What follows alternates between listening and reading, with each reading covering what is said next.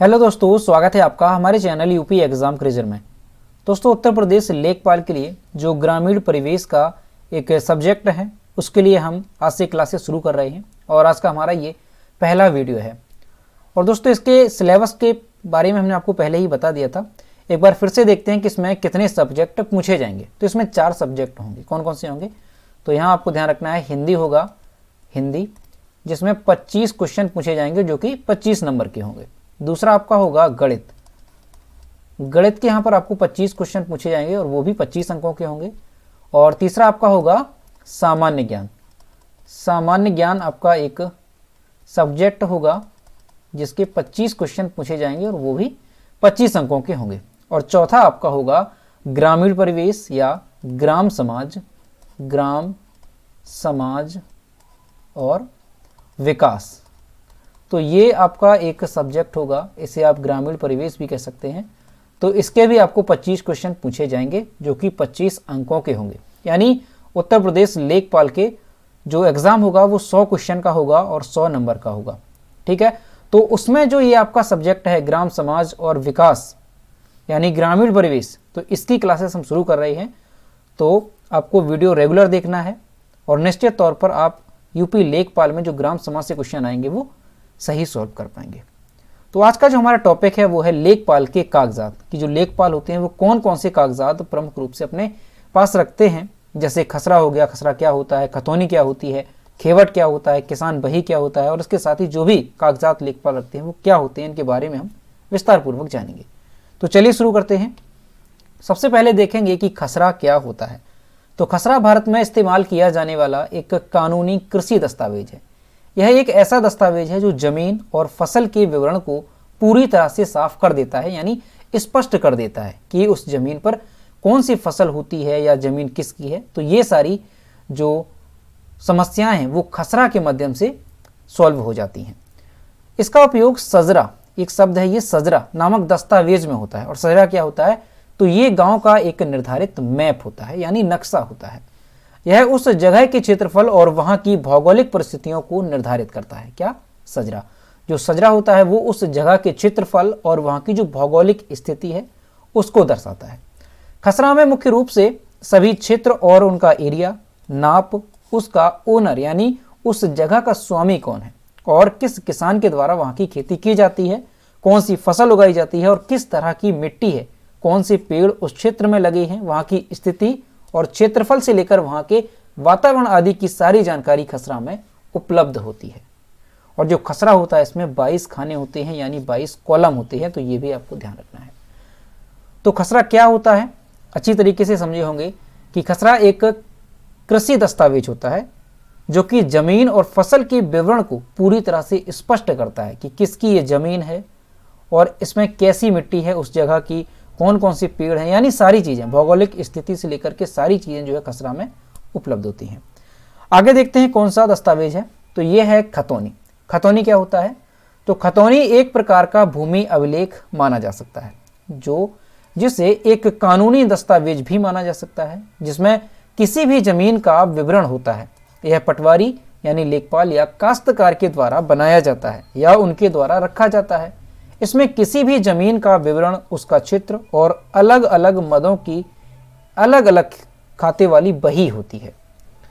यानी खतौनी क्या हुआ? तो खतौनी जो है एक प्रकार का भूमि अभिलेख है जिसे कानूनी दस्तावेज भी माना जा सकता है। और इसमें क्या होता है? इसमें किसी भी जमीन का विवरण दिया जाता है और ये पटवारी या काश्तकार के द्वारा बनाया जाता है या पटवारी या काश्तकार इसको अपने पास रखते हैं। खतौनी एक बहुउपयोगी दस्तावेज है जिसके द्वारा किसी भी क्षेत्र की स्थिति और उसका पूरा विवरण पटवारी या काश्तकार से प्राप्त किया जा सकता है। खतौनी भूमि का अभिलेख होती है। इसमें खसरा, नक्शा, किश्तबंदी आदि का समावेश होता है। और जो खतौनी होती है वो 6 साल में एक बार तैयार की जाती है। और इसमें कितने खाने होते हैं? तो केवल इसमें 13 खाने होते हैं। तो खतौनी क्या होती है? तो खतौनी जो है ये भी एक भूमि का अभिलेख होता है। इसे कानूनी दस्तावेज भी माना जा सकता है और इसमें किसी भी जमीन का विवरण दिया जाता है। और खतौनी कौन रखता है? तो लेखपाल या पटवारी या काश्तकार जो है खतौनी को रखते हैं और जिसमें जमीन का विवरण, उसका क्षेत्र और अलग अलग मदों की अलग अलग खाते वाली बही होती है। ठीक है, तो ये खतौनी होती है। अगला दस्तावेज कौन सा है? तो अगला है खेवट। अब खेवट क्या होता है? यह जमींदारी का एक रजिस्टर होता है। उत्तर प्रदेश जमींदारी उन्मूलन एवं भूमि सुधार अधिनियम 1950 के लागू होने के पूर्व प्रत्येक गांव के लिए 2 अधिकार अभिलेख होते थे, खेवट और एक होता था खतौनी। ये कब की बात है? यानी जमींदारी उन्मूलन एवं भूमि सुधार अधिनियम 1950 के लागू होने से पूर्व प्रत्येक गांव के लिए 2 अधिकार अभिलेख होते थे, एक होता था खेवट और एक होता था खतौनी। खतौनी अभी भी रखी जाती है क्योंकि यह एक ऐसा रजिस्टर होता है जिसमें यह वर्णन होता है कि कौन जोतदार किस हैसियत से भूमि को धारण कर रहा है। चूंकि खेवट जमींदार और जमींदारी से संबंधित रजिस्टर था, अतः जमींदारी उन्मूलन के बाद इसे बंद कर दिया गया।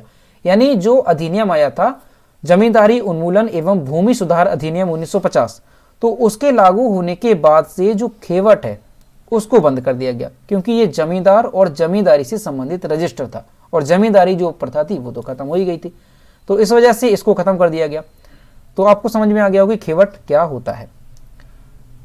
अब यहां से क्वेश्चन आपसे इस तरह से भी पूछा सकता है कि कौन से अधिनियम के तहत जो खेवट एक रजिस्टर होता है जमींदारी से संबंधित उसको खत्म किया गया। तो यहां पर आपको ध्यान रखना है जमींदारी उन्मूलन एवं भूमि सुधार अधिनियम 1950 के लागू होने के बाद से इसे खत्म कर दिया गया। आगे देखते हैं।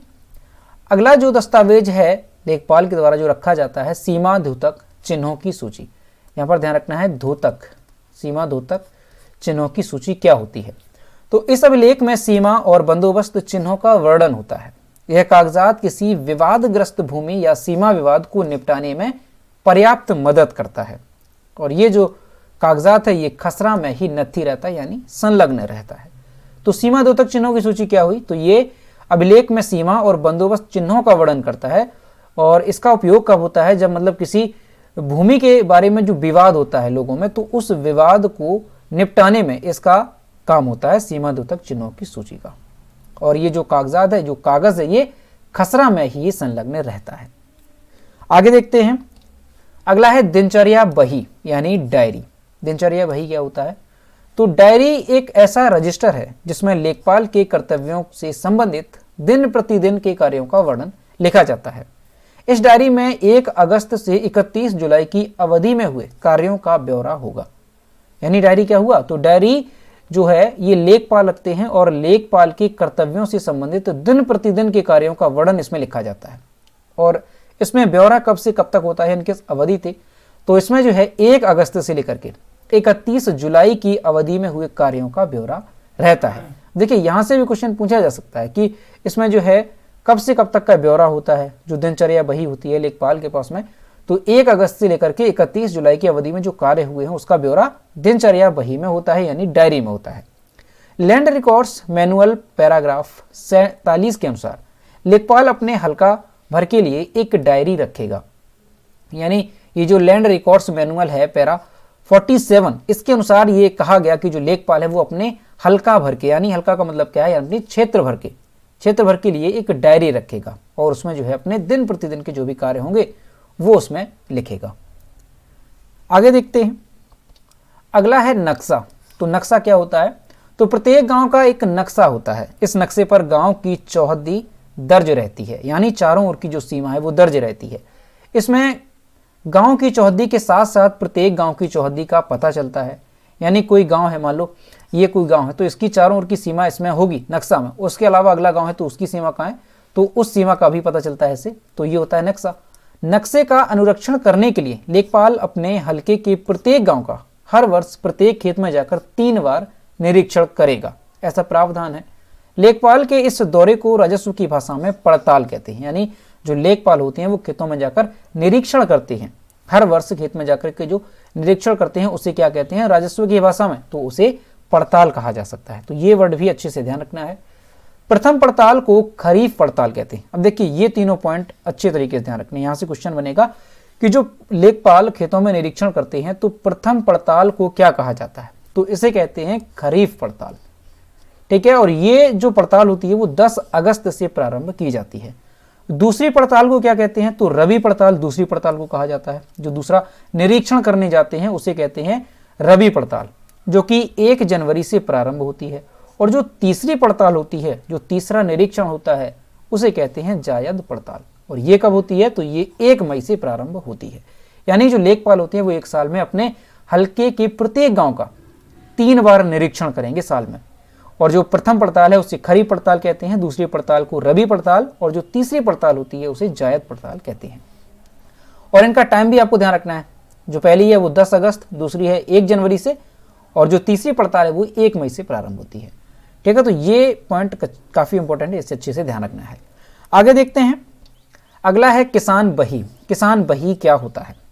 किसान बही पटवारी या लेखपाल द्वारा तैयार की गई वह दस्तावेजी पुस्तक है जो कि किसान के पास रहती है, और वह तैयारकर्ताओं द्वारा मात्र 10 रुपये शुल्क दिए जाने पर किसान को उपलब्ध कराई जाती है। किसान बही पर किसान की खेती, उसका प्रकार, मात्रा व हक संबंधी विवरण होता है, जिससे कि किसान अपनी भूमि की जानकारी रखता है। तो दोस्तों जो किसान बही होता है, ये किसान बही क्या है, तो ये पटवारी या लेखपाल द्वारा तैयार एक दस्तावेज पुस्तक होती है जो कि किसान के पास रहती है, और जो किसान है वो तैयारकर्ताओं द्वारा मात्र 10 रुपये शुल्क देने पर इसे उपलब्ध करवा सकता है, यानी किसान जो है वो प्राप्त कर सकता है। और इसमें क्या होता है किसान बही में, तो इसमें किसान की खेती, उसका प्रकार यानी किस तरह की खेती है, मात्रा व हक संबंधी विवरण इस किसान बही में होती है, जिससे कि किसान जो है अपनी भूमि की पूरी जानकारी रखता है किसान बही के माध्यम से। ठीक है, तो ये समझ में आया होगा। आगे देखते हैं, अगला है गांव रजिस्टर। गांव रजिस्टर क्या होता है, तो यह रजिस्टर धारा 31 के अंतर्गत कलेक्टर द्वारा प्रत्येक 5 वर्ष में तैयार कराया जाता है।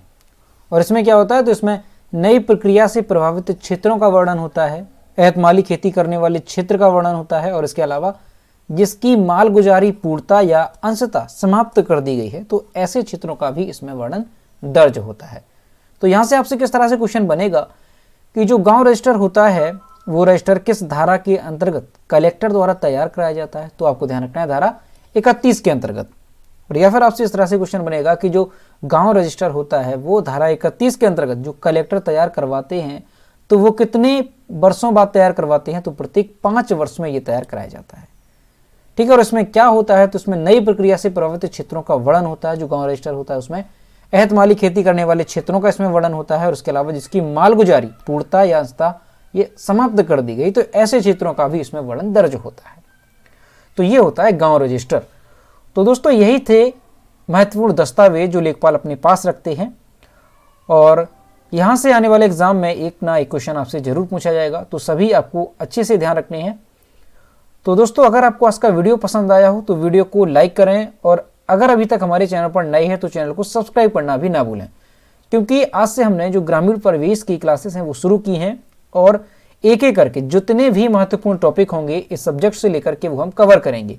तो इसलिए चैनल को सब्सक्राइब करना बिल्कुल भी ना भूलें, साथ ही बेल आइकन को भी प्रेस करें, जिससे कि टाइम टू टाइम नोटिफिकेशन आप तक पहुंचता रहे। तो मिलते हैं नेक्स्ट वीडियो में। Thank you.